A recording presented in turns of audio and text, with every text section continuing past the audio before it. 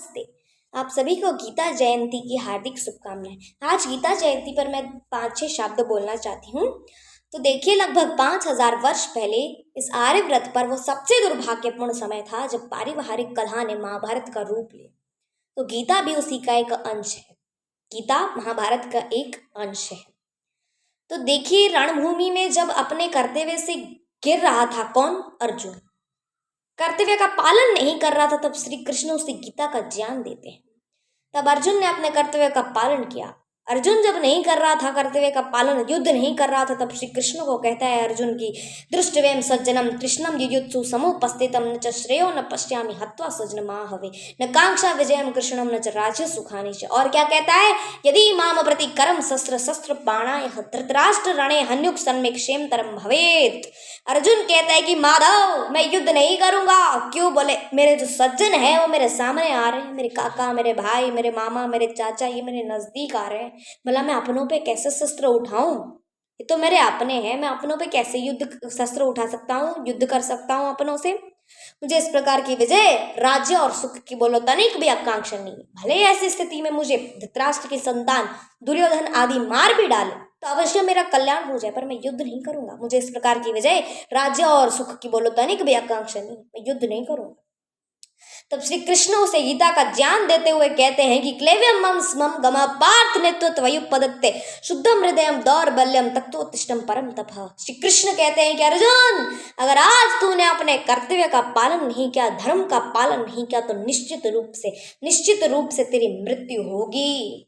अरे हे अर्जुन, ऐसा नामर्द क्यों बनता है? शत्रुओं को ताप देने वाले, अंतकरण की शुद्ध दुर्बलता को त्याग करके तू नाश कर इन अधर्मियों का युद्ध के लिए खड़ा हो जा।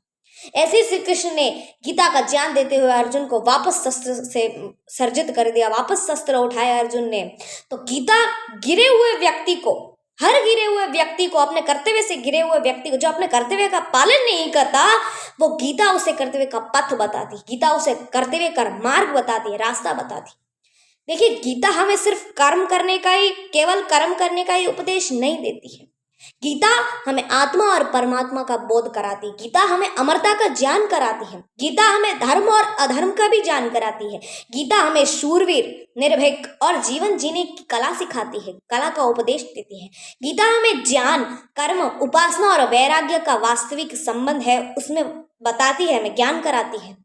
गीता हमें प्रकृति, ईश्वर और जीव के बारे में बताती है, ज्ञान कराती है। देखिए, आज गीता हमें क्या क्या नहीं देती। गीता हमें बहुत कुछ ज्ञान देती है जिसे आज मनुष्य उस गीता को पढ़ता नहीं है। परंतु अफसोस की बात है कि अधिकांश लोग है, गीता इतना ज्ञान देती है, कर्म करने का ज्ञान देती है, आत्मा और परमात्मा तक का बोध कराती है गीता, लेकिन आज का व्यक्ति उसे पढ़ने के लिए तैयार नहीं है।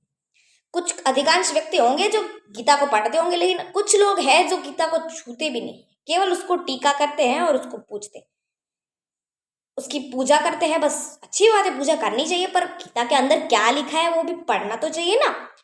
गीता हमें क्या नहीं देती बताओ? कभी खोलकर देखा नहीं? अधिकांश लोग उसे खोलकर पढ़ते ही नहीं है, केवल उस पर टीका करके उसकी पूजा करते हैं। पढ़ना बढ़ना तो कुछ है नहीं बस। और फिर कहेंगे कि पंडित जी हमें स्वर्ग में भेज दो। अरे पहले गीता को खोलकर पढ़ो तो सही कि अंदर क्या लिखा है। कुछ पढ़ना वढ़ना है नहीं और स्वर्ग चाहिए।